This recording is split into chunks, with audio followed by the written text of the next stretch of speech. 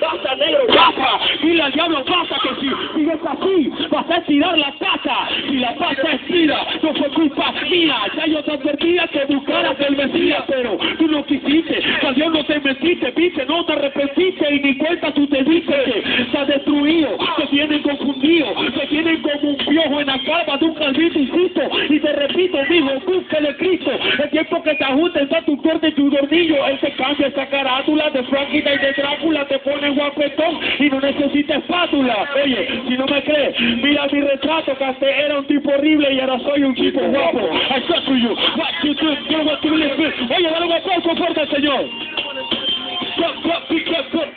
Ellos, como diría Alberto Pérez, This place is danger road. he is alive, he is the way, he is everything. Who is the name? Jesus name. He is the way, he is oye, escúchate, pero no quieren aceptar a Jesús.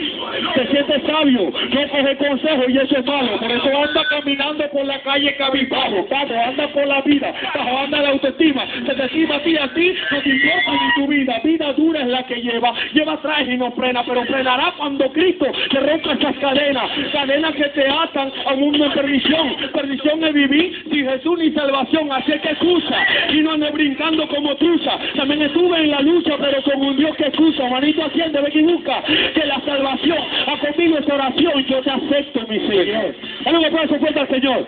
¿Dónde está mi cruz? Vamos para arriba. Oye.